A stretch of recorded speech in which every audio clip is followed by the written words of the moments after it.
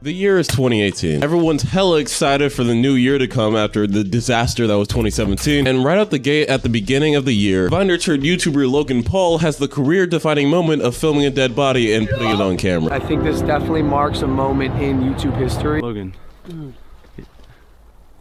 Excuse me? 2 hours later. I made a severe and continuous lapse in my judgment. A few drama-filled days pass, and then someone else decides, oh my god, look at the growth that man got. Let's do the same thing. We're stuck in the forest, and it's still nighttime, and we just ran into what we think is a body, bro. What the hell? Jaystation is basically the YouTuber equivalent to the loathsome dung eater, an absolute parasite that lived on YouTube that made nothing but horrible content but still made money off it anyway. Seeing Logan Paul's success, he also thought it was a good idea to go to the suicide forest himself multiple times and clickbait like he found a body by putting a PNG of a hanging person in the thumbnail. And Jay got a lot of flack for this, as he should. But when one person in particular called him out on it, Keemstar, Jaystation had this to say to him on Twitter. Okay, so my goal is to get the most views. Obviously, that's not a bad motherfucking thing. Stop saying it is. Stop saying it is. You jealous? So mostly everything in this video is him talking out of his ass, but I always remember there's one thing he said in that video that stuck with me. One that defined him, one that defined why people are talking about him, one that defined why he was successful. People want to click on a dead body more than a picture that doesn't have it. He made that video because he knew it would cause controversy, causing more people to click on it. More people want to see controversy. More people want to see negativity. More people want to see drama. And it's led to this constant feedback loop of people causing problems or getting angry or causing other people to get angry online so they can profit off of it. Because the internet rewards hate. Before we get into the video, I need you to do one thing, okay? One thing that I ask every single video. Please enjoy the video. That's all you gotta do, bro. I'm not asking for much. What's good, boys? It's RT. Welcome back to the second channel where I live stream and upload videos about topics I found interesting and all that stuff. So as I and many people have noticed, right, the internet and media in general kind of revolves around this sort of negativity bias. This is something that's happened for a long time where news stations or news articles notice that they had higher viewer counts when their main news article was a negative one instead of a positive one. Both titles can be really similar, it's just the negative one always seems to do better. And this is carried over online where news articles will sometimes change the wording a little bit of a situation to get more views. Now, has this started to affect the social media and online world? Yes! Dog, who the fuck are you? Who invited you? This is get in the corner. Get back in the corner. There was a study done by Yale University in 2021 that I read, right? And these students basically took a batch of a bunch of internet posts and measured their popularity over a certain period of time and showed that negative social media posts get a lot more interaction and views and sharing than positive ones, showing how the most viral emotion on the internet is anger. This was kind of relieving to hear as someone who's been on YouTube for such a long time now. I swear I was always noticing shit like this, but I never put it together in my fucking walnut brain. YouTubers talk about this all the time, and even I've noticed it with my videos where a negative video dunking on something will do a lot better than a video talking about good things and praising something. All the way back in 2015, I made 2 videos back to back. One was called 5 Reasons People Like Anita Sarkeesian, and the other was 5 Reasons People Hate Anita. Even when you factor in that my audience is probably biased against Anita, the response was still jaw-dropping. The video listing reasons why people disliked her received one of the best ratios of likes to dislikes I've ever received. It pulled in a solid 676,000 views. On the other hand, my list with a positive spin may have been the only video I've ever had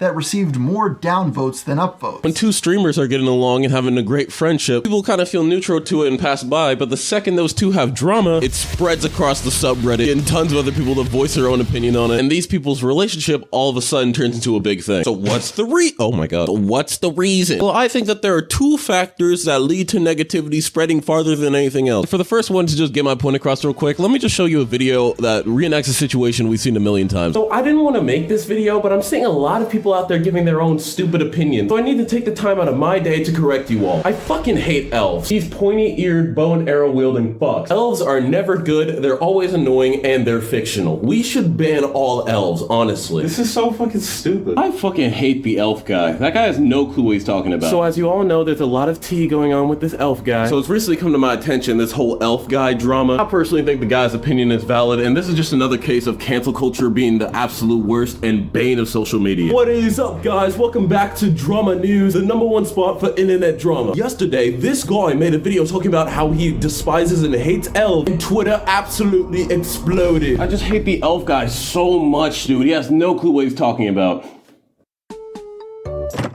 Hey there, guy. What's up? it's me, YouTube. I just wanted to tell you, great job on 15 million views on your newest video. It is your 1 of 10, and and here, let me hand you your paycheck. Oh shit, thanks bro. You're actually in our top 1% of creators this year growth-wise. I'm trying my best. It's always been my dream to be a content creator. That's amazing to hear. All right, keep up the good work. Bye.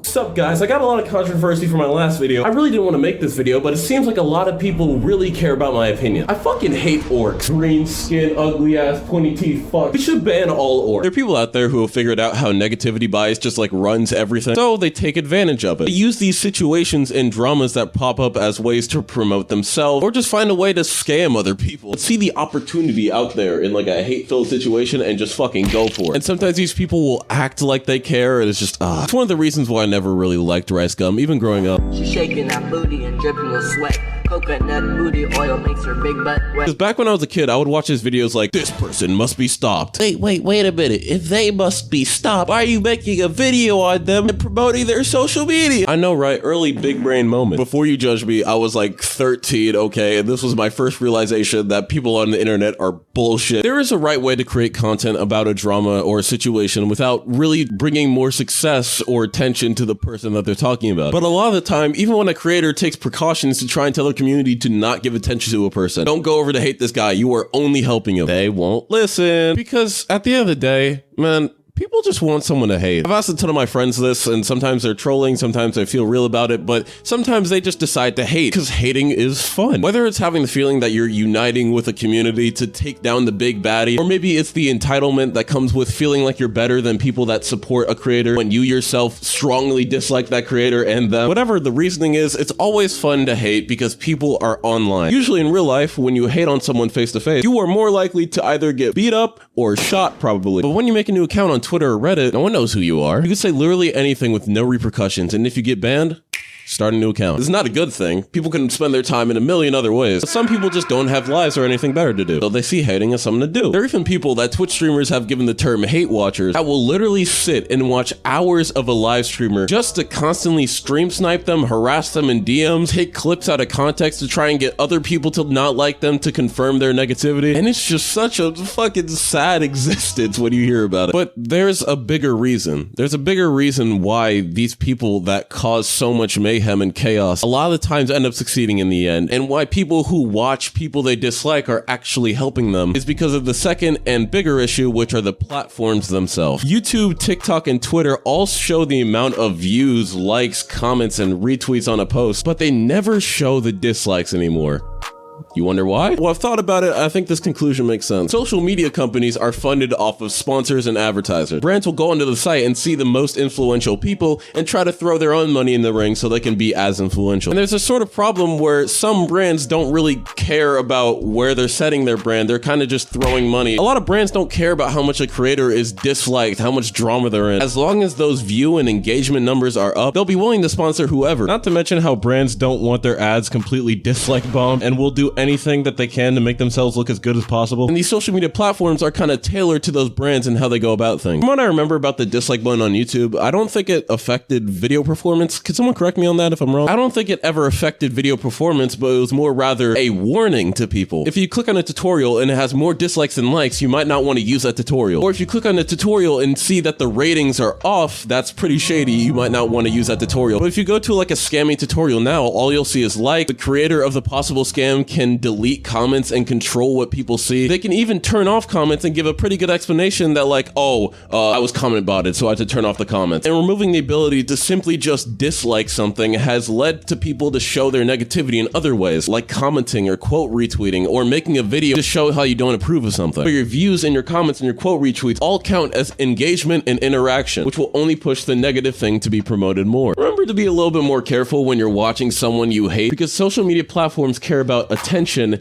and not intention. They care about whether you viewed this thing and whether you interacted with this thing, and that technically just counts as good. They don't exactly care if you think that the video is problematic or didn't like the content. They just count you watching it in general as a good thing. And what type of content out there gets the most views and interactions from people? The negative and hateful shit. Online, hatred and controversy is always going to prosper, and there are going to be people out there that take advantage of it for their own personal gain. So how do we stop this, man? This is terrible. Everyone's going to hate each each other. I mean, besides my main actual advice, I actually thought of maybe some solution. Like, what if Twitter and YouTube and TikTok did have like a dislike feature? It wouldn't affect videos performance, but it would show on videos. We can keep the report button, but maybe if a video gets a certain amount of dislikes, moderators can look into it and determine whether it was dislike botted or if it is some sort of issue or something like that. I am not a social media engineer or programmer. There's probably something hugely flawed with what I just said, or there's a reason why they can't do that. But in reality, right, I feel like there's one way to really just, if you want to try and decrease the amount of hate you see online, usually people like to hate and stir up hate to bring them attention. So just don't give that to them. Gatekeep your brain, okay? You don't need to waste your time hating on someone online or consistently engaging with someone you find terrible. Instead, you could just not interact with that person or even report them if they're breaking rules and go about your happy, prosperous life, you know? That's all I'm really trying to convey with this video. There's way better things you could be doing with your time than being filled with hate all day. And the reason why you might only see hatred and terrible shit all the time online is because you give a lot of your attention to it. And these platforms are designed to show you things that you give attention to. Anyway, that's all I really wanted to talk about, bro. I'm gonna take a long nap now. Thank you all for 23K? On my first channel and my first grind, it took me years to even crack 1,000, and making a video in a style that I've always watched for a lot of my life and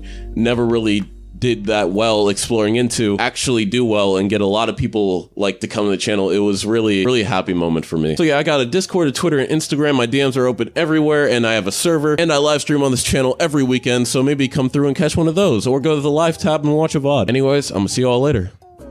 Like and subscribe. Like and subscribe. If you like RT60, you should like and subscribe. Like and subscribe.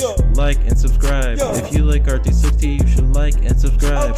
Like and subscribe. Like